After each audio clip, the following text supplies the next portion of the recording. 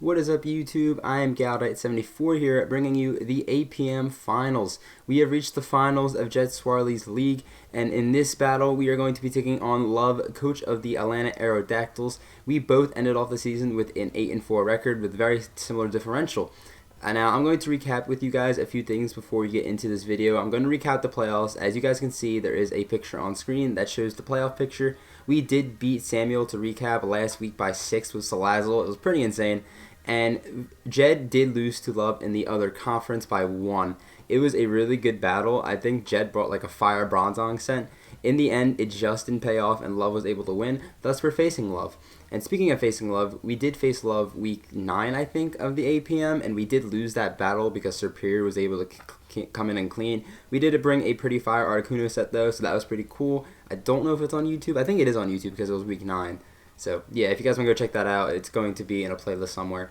And finally, I'm going to recap my finals appearances, as I've only made the finals once, and that was a part of the Ocean League, where we faced off against Austrian George, and we did lose 4-0 in that battle. So I am currently 0-1 in finals games, but Love is actually at 0-4, so he's also looking for finals. So he really wants this win. Obviously, I want it too, and we're going to play our hearts out, and we're going to see who's going to come up on top. But when it does come to the team matchup, I do not think it's fantastic for me. It's definitely a doable game that I can win. I do have a strategy in mind, as I will get into when I break down my team. But his team has a lot of things where I don't have a crazy amount of responses to. And if he overly pressures some certain mons I have, then he could definitely open the door for a late game clean or a mid game clean. So that is something I have to keep into account. But you guys want to know that because I haven't set the team. And I'm going to now list off my finals opponent's team, because his team is pretty threatening. His team is Mega Scizor, Lando TOZ moves, Azumarill, Superior, Reuniclus, Mandibuzz, Arcanine, Rabombi, Tyrantrum, Hitmonchan, Zebstriko Z moves, and Ferroseed. Now you guys can see my team on the other side of the screen, so you guys can compare and contrast the matchup. But what I expect him to bring is Mega Scizor, Lando T, Azumarill, Reuniclus, Mandibuzz, and Rabombi. He could switch out that Mandibuzz for a lot of different things, but I'm pretty set on that Mandibuzz coming. And that's kind of it. I'm expecting those 6. I don't think Serp comes because I have Golbat now. I've been using it a lot recently. Arcanine could come, but that's nice setup bait for Manaphy. And the rest of his lower tiers, they're not all that great. They could do some niche things, but I don't think they're going to come in the end. I expect those 6. Azumarill runs through my team. I'm just going to say it right now. Azumarill runs through my team. I have a lot of problems with that thing. It's very scary. Reuniclus is even more scarier, but I do have a pretty clean strategy for that thing, as I'll break down when I get to my team. And lastly, Rabombi is pretty scary, especially Sticky Web's Quiver Dance set. Like a Quiver Dance, Sticky Web, Moonblast, and Psychic is very scary because I am not bringing Klefki's this game. Thus, he's got neutral coverage for everything on my team that I am bringing. So that Rabombi late game sweeping, it could be very scary if he goes that route. He could go the Reuniclus route because that thing's very scary, or the Azumarill route. He's got so many different options, it's pretty scary. And Lando T can be scary if I don't figure out what type of set it is. Hippowdon, which I am bringing, does wall a Scarf set, but if he's a setup set, I have to deal with it in certain other ways too. Basically, it's just picking, choosing, and finding out what Lando T he's going to bring. I'm expecting like a Z move set more than not, like a SD Z move, but it could be a Scarf set. But that is going to be it for his team. Salazzle luckily is looking pretty good again in this battle. Not as good as the other 2 matchups, but it's looking pretty good. But I'm going to go over the team that I am bringing for this game because very important, obviously. The team I am bringing consists of Salazzle, Hippowdon, Golbat, Hydreigon, Manaphy, and Mega Gallade. To start us off, we have Salazzle this week. Salazzle is running the Poisonium Z with the Oblivious ability, max special attack, 224 speed with a Timid Nature, and the rest in bulk. Moves being Substitute, Flamethrower, Sludge Wave, and HP Ice. This outspeeds a max speed Superior. Salazzle is here to either break early game or clean late game, depending on the scenario that I'm caught myself in.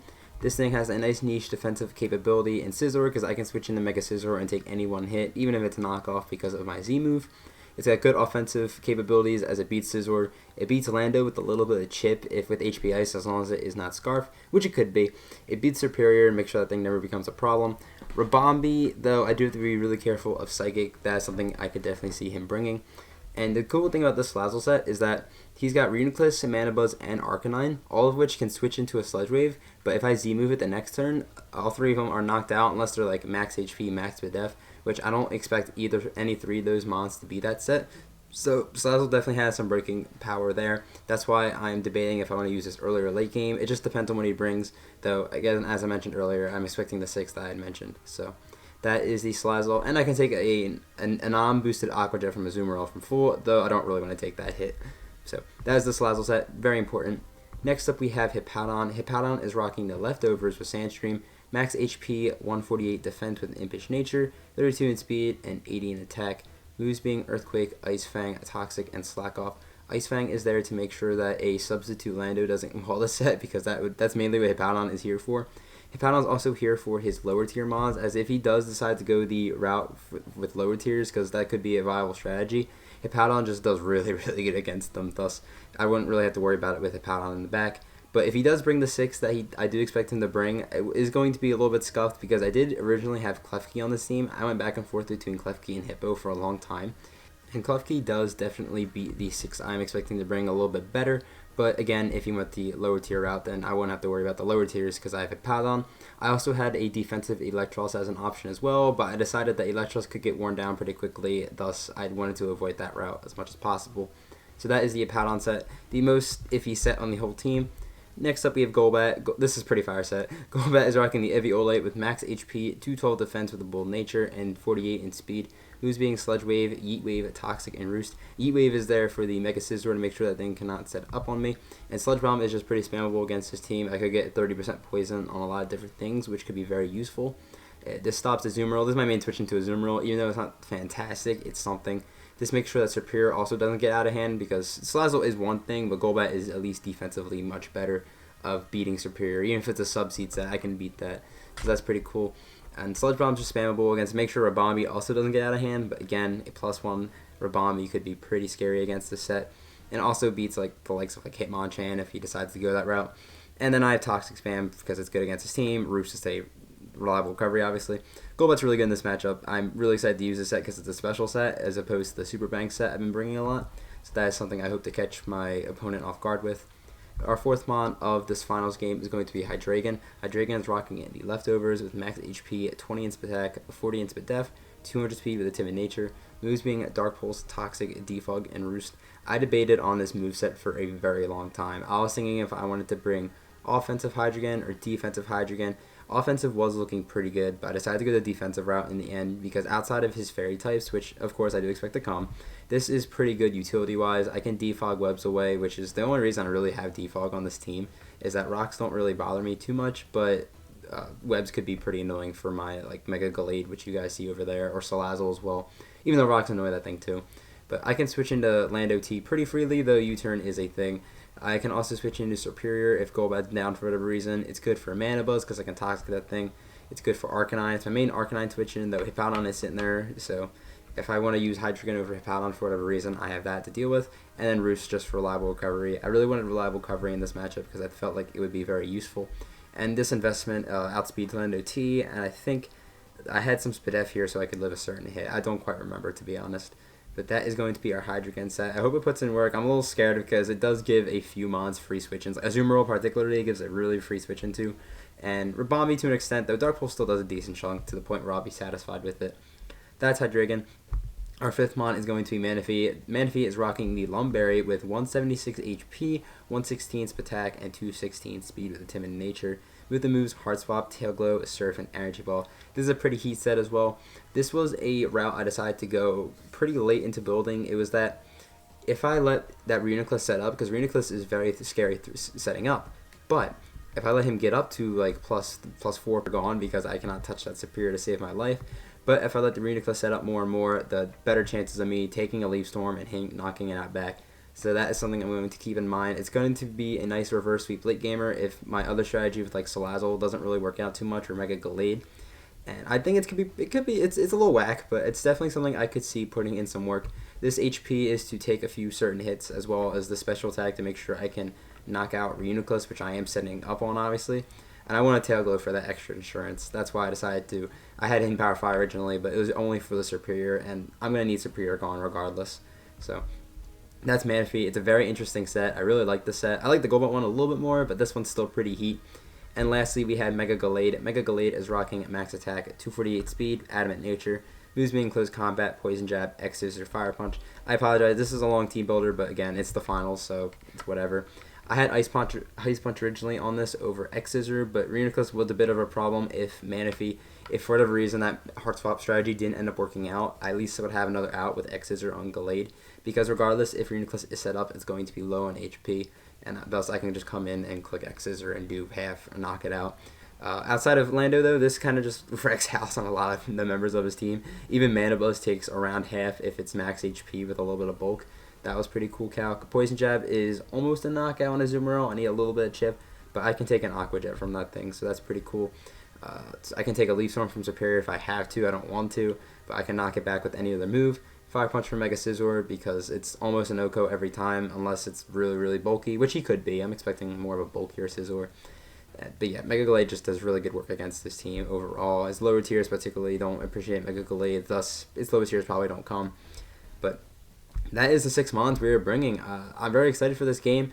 Other notes I have written down is I have to keep Hippowdon and a few other mons for late game mons like Rabombi or Orlando T or even Azumarill. I have to keep things very healthy for late game. That's something I definitely have been taking a big priority for because he can easily late game clean with a bunch of different things. I have to find out what the strategy he's going for.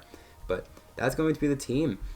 Yeah, we're going to go over the Pokemon Showdown, and we're going to watch the finals game. Alright, we have arrived at Pokemon Showdown, and he did not bring the Rabombi, but he did bring the Superior, so I definitely have to save Golbat or Salazzle for late game. I do apologize, there is a little bit of lag in this video, but it's mainly just when Golbat shows up on the field. But last time I faced him, I did lead with Manaphy, so expecting him to counteract that, I am going to go and lead with Salazzle, so if he leads with Superior, I have a good matchup. But unfortunately, he does catch me, and he does lead with the Azumarill, so this kind of sucks. I don't want to risk my Salazzle turn 1 to a Banded Aqua Jet, so I am going to switch out into Golbat, as he doesn't click Aqua Jet, but he clicks Liquidation, and that is Banded, so he is a Banded Mon. And I'm going to let you guys know, I played this early game pretty badly, to be honest, because I wasn't expecting that to be the lead. So now, something kind of has to die, because everything offensively that beats it cannot physically switch into a Banded Liquidation outside of Manaphy, and Manaphy just gives Superior free switch in, so I don't really want to do that. I decided to let Hydreigon go down in a few turns, obviously, but I do this because Hydreigon was mainly here to defog webs away, and since Rabombi's not here, that's something I don't have to worry about, and that this might give him the thought process of Reuniclus being completely free against his team. So if he sets up Calm Minds, I can beat Reverse Sweep him with Heart Swap. So that's kind of the go-to win con at the moment, though I do counteract this a bit in a few turns later, but Hydreigon goes down, I can go into Salazzle now knowing that he's locked into Liquidation, and I'm just going to click Sludge Wave. This damage shows that he is some special bulk in Mana Buzz. I don't think he's max, but he's definitely got a decent amount of bulk into him. I'm going to click Substitute expecting a U-turn, and luckily I do get to play right, so now something else has to take a hit from the Salazzle, as he does go into Reuniclus. So that's good, I get some free chip on this thing, as it does a lot of damage to this Reuniclus. And I mentioned earlier that Reuniclus setting up wouldn't be terrible for me, because I could Heart Swap Manaphy out. But I do pop the Z move here, as you see, and seeing the Sludge Wave damage earlier, this is definitely going to kill. So turn 9, Hydreigon's down on my side, and Reuniclus is down on his side. It's good, but it's bad in the sense that this Azumarill 1 is a problem. As I'm going to switch into Manaphy, hopefully he clicks Aqua Jet. Luckily he does, so it's not going to be doing much. But now I cannot really use Heart Swap to my advantage now, so that's kind of unfortunate, but whatever. Knowing that he's locked in Aqua Jet, I can go into Golbat for free. Plus, it would cover the Superior switch in, as that's what happens. As now I can click Roost. That is a pretty free Roost for me. And now I can click Sludge Bomb on this thing, revealing that I am a special set, as there goes the Sludge Bomb. It does a nice 46% to him. As he locks himself in the knockoff, it does suck that I did have to lose my Eviolite, but I did not really want to lose any other item on any other Mon, and plus I don't want to switch in any other Mon into like a potential water move. But I'm going to get up to Roost so I could get a little more extra damage, like extra more health, that's what I meant to say. As I'm going to go to Salazzle, as he goes in Mega Scizor. He clicks Bullet Punch, it does 30%. This shows that he's more of an offensive Mega Scizor. That did a lot of damage to a Salazzle. As I'm just going to click Flamethrower, and if I had the Z move, I would be able to knock out this Mana Buzz right now, but it would be a completely different case because Reuniclus wouldn't have been dead. But I go for the Sludge Wave maybe to get a crit or something like that, but I don't, and he's going to Roost up. And now I'm just going to go into Golbat, because knowing this Mana Buzz can't really do too much to me, it's just a free switching generally. So I'm going to go to Golbat as he clicks Roost again. This Mana Buzz is at full. This Mana Buzz is the reason that the Salazzle is going to have a problem breaking his team. That and Aqua Jet Azu. As he goes into Scizor, as I click Toxic, not really a big deal. He does not know I have Heat Wave because I did save it in the back. As now I fire off the Heat Wave, and because he is offensive, it is going to do over half, as he does set up a Swords Dance. I can live any bullet punch from this range, so he's going to have to switch out into Lando T, as I do click Heat Wave again. It's not going to do too much to this thing. He's got some bulk in him, but here, I don't want to risk the Stone Edge quite yet. I'm going to go and hit Hippowdon, just see what this thing wants to do, as he gets up rocks. And now this sucks because my Defogger is gone, and Slazzle only has one more switch in, so that's something I really have to be careful of now.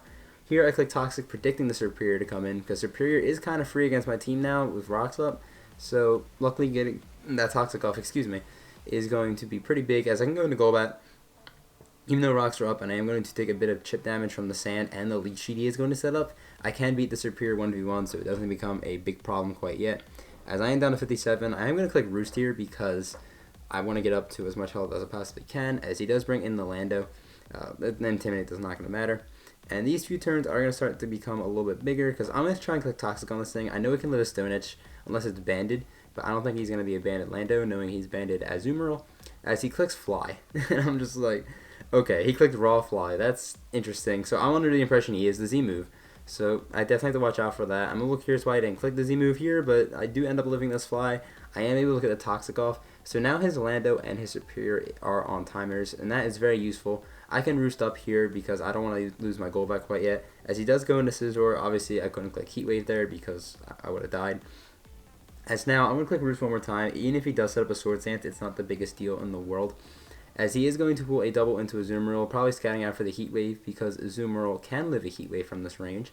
So I'm up to a pretty high amount of health, and this is like pretty crucial. These are really crucial turns here, because here I do click Sludge Wave as he goes back into Scizor.